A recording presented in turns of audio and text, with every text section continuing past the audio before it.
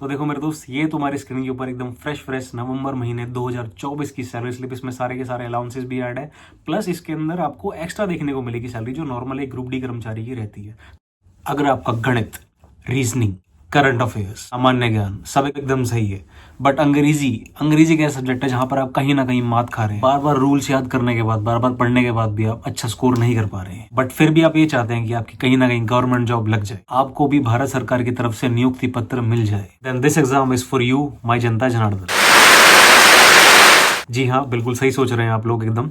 मैं फिलहाल बात कर रहा हूँ आपसे रेलवे ग्रुप डी के एग्जाम के बारे में। आपने उड़ती उड़ती अफवाह और खबर में तो सुन ही लिया होगा कि यार रेलवे का नोटिफिकेशन आने वाला है अगले साल, कभी भी जनवरी के अंदर आपका नोटिफिकेशन आउट हो सकता है। अभी फिलहाल वो खबरें अनऑफिशियल है, बट अगर बात आपकी हवा में फैल रही है तो यानी कि आपका नोटिफिकेशन तो आने ही वाला है दोस्त। अब सवाल उठता है इसका वैकेंसी के ऊपर। वैकेंसी के बारे में अभी कोई भी श्योर नहीं है कि 32,000 आएगी या 64,000। इस वीडियो में हम लोग बात करने वाले हैं आपसे रेलवे ग्रुप डी की सैलरी के बारे में। इस एग्जाम की सैलरी के बारे में बात करने से पहले मैं आपको जरा एग्जाम के स्टेजेस के बारे में बताना चाहूंगा। ये एग्जाम बेसिकली आपका 3 स्टेजेस के अंदर डिवाइडेड है, as you can see over here. यहाँ पर बेसिकली आपको पहले आपको सीबीटी देना पड़ेगा, यानी कि आपको जो कंप्यूटर बेस्ड टेस्ट होता है जो आप हर एग्जाम के अंदर ऑनलाइन टेस्ट देते हैं। एंड सेकंड स्टेज रहेगा आपका फिजिकल एफिशिएंसी टेस्ट, पीईटी, ये क्वालिफाइंग इन नेचर रहेगा, इसके मार्क्स नहीं जुड़ते हैं। And third stage is medical and document verification, that is the most important thing. Basically each stage important, but मैंने थर्ड स्टेज को मोस्ट इंपॉर्टेंट इसलिए बोला क्योंकि कई सारे लोग अपना सारा प्रोसेस क्लियर कर लेते हैं, बट लास्ट में आके डॉक्यूमेंटेशन के अंदर या किसी भी और कारणवश बाहर हो जाते हैं। तो उस चीज का आप ध्यान रखो जब नोटिफिकेशन आउट होगा। एक और मैं दोबारा वीडियो लाऊंगा नोटिफिकेशन अंदर कुछ भी मुझे अगर लगेगा बताने लायक आपको बात है तो मैं आपको बता दूंगा। जाते हैं एग्जाम के पैटर्न के ऊपर कि आपका सिलेबस क्या रहता है और एग्जाम का पैटर्न क्या है। देखिए बेसिकली जो आपका एग्जाम है उसमें 100 क्वेश्चन रहने वाले हैं और 90 मिनट का आपका एग्जाम रहेगा जो आपका सीवीटी रहता है, और सिंगल टीयर एग्जाम है, यानी कि सिर्फ एक ही बार आपको एग्जाम देना है। उसके बाद फिजिकल, उसके बाद सीधा आपका डॉक्यूमेंट वेरिफिकेशन, देन सीधी ज्वाइनिंग। तो बेसिकली जो आपका सेक्शन है 4 रहते हैं इसके अंदर 100 क्वेश्चन के 30 क्वेश्चन रहते हैं जनरल इंटेलिजेंस एंड रीजनिंग के अंदर, और 1 क्वेश्चन 1 मार्क्स ईच होता है। और फिलहाल जो पिछली बार लास्ट टाइम एग्जाम हुआ था उसके अंदर तो नेगेटिव मार्किंग थी, बट आगे नेगेटिव मार्क होगी या नहीं होगी तो वो हम ऑफिशियल अगले नोटिफिकेशन में ही देखेंगे क्या रहता है क्या नहीं है, तो उसके बारे में बात नहीं करेंगे अभी। फिर आता है आपका मैथमेटिक्स, इसके में आपके 25 क्वेश्चन है और 25 नंबर है। एंड देन आ जाता है आपका जनरल अवेयरनेस और करंट अफेयर्स, 20 क्वेश्चन 20 नंबर। फिर आ जाता है आपका जनरल साइंस, इसमें साइंस बहुत ज़्यादा रहती है और आप देख पा रहे होंगे इसमें सिर्फ 4 सेक्शन है, इंग्लिश में आपको देखने को नहीं मिल रही है।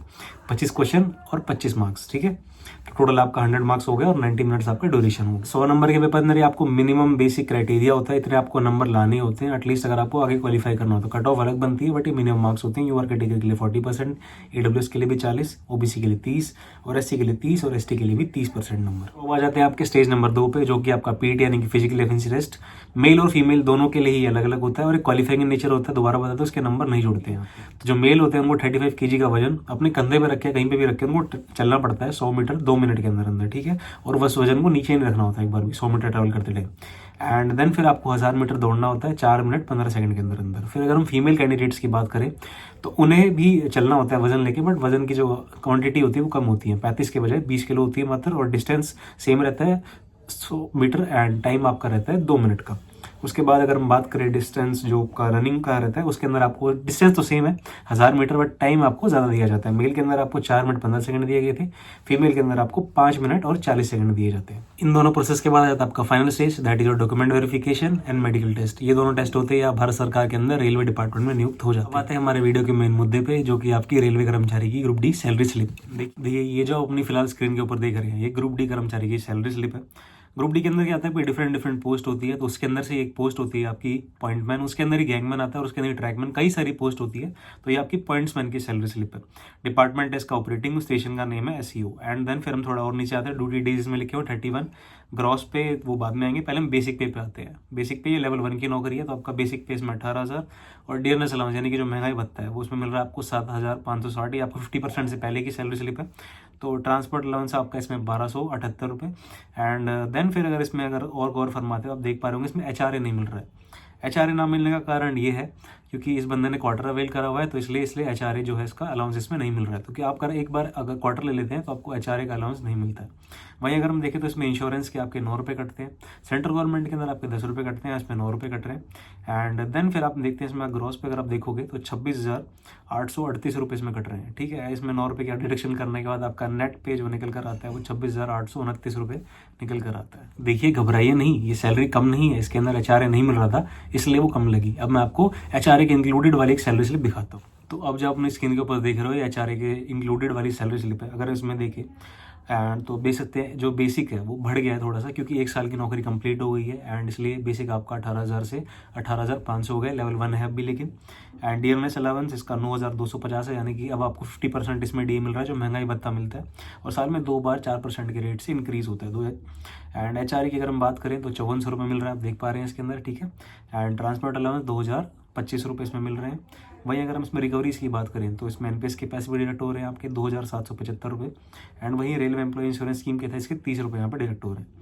तो हम अगर इसका ग्रॉस पे देखते हैं यहाँ पर, टोटल वर्किंग डेज 31, ये मई मंथ 2024 की सैलरी स्लिप है।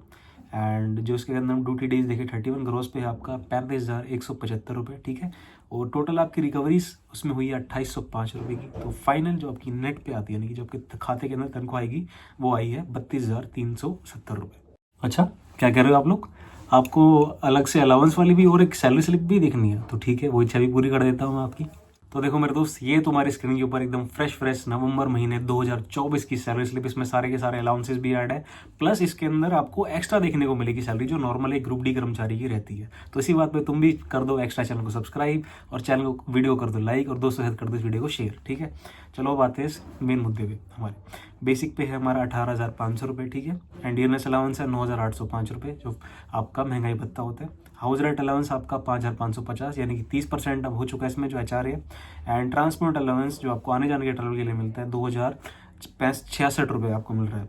एंड नाइट ड्यूटी अलाउंस, देखिए गौर फरमाइए इस बात पे, अगर आप रात को भी ड्यूटी करते हैं रेलवे ग्रुप डी के अंदर या किसी भी रेलवे के अंदर तो आपको अलग से अलाउंस मिलता है उसमें। तो नाइट ड्यूटी अलाउंस मिला हुआ है इसमें आपको 18,040 रुपये।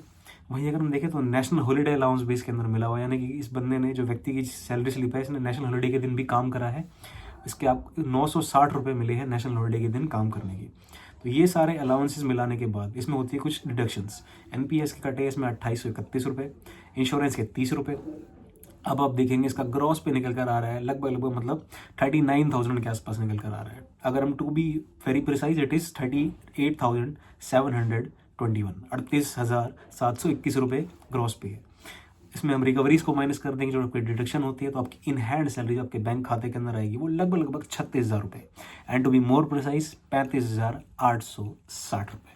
सो उम्मीद करता हूँ मेरे दोस्त मैं तुम्हारे सारे के सारे सैलरी के डाउट जो थे रेलवे ग्रुप डी वाले क्लियर कर पाऊंगा इस वीडियो के माध्यम से। तुमने देख लिया होगा, अगर आप एक्स्ट्रा काम करते हो हॉलीडे वाले दिन तो भी आपको अलाउंस मिलता है, नाइट ड्यूटी वाला भी आपको अलाउंस मिलता है, प्लस इसके अंदर प्रमोशंस भी अच्छे होते हैं एंड इंग्लिश में नहीं है।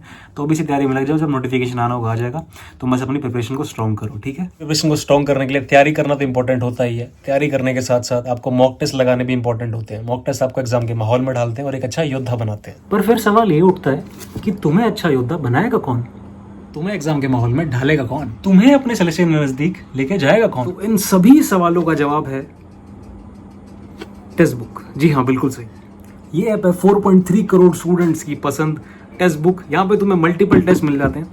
इस ऐप की खास बात यहाँ पे आपको प्रॉपर एनालाइज करने का भी समय मिलता है। पर्टिकुलरली एक क्वेश्चन को दिखाता है कि आपने इस क्वेश्चन पे कितना टाइम दिया है, और ये भी दिखाता है कि इसमें एवरेज टाइम कितना। उससे आपको पूरा आइडिया लग जाता है कि आप एक क्वेश्चन करने में कितना समय ले रहे हैं और एक एवरेज स्टूडेंट कितना समय ले रहा है, और आपको उस टाइम को कैसे कवर अप करना है। पेपर खत्म होने के बाद प्रॉपर सोल्यूशंस भी मिलते हैं इसके अंदर। तो एक सिंगल पास खरीद के तुम 80,000 से भी ज्यादा मॉक टेस्ट दे सकते हो, 800 से भी ज्यादा एग्जाम की तुम इसमें तैयारी कर सकते हो। Just name the exam and you will find it over here, whether you name it SSC, CGL, CHSL, CPO, MTS, GD, DSSB का कोई भी एग्जाम हो, स्टेट का एग्जाम हो, बीपीएससी का हो, एफकेट एग्जाम, डिफेंस की तैयारी करो तो वो भी इस पे मिल जाता है। So just go and purchase this text book yearly pass and you can avail extra discount by using this coupon code mentioned over here. और तुम चाहो तो टेक्स्ट बुक का पासबुक प्रो भी ले सकते हो, इससे तुम्हें उसमें एक्स्ट्रा बेनिफिट भी मिलेंगे यार।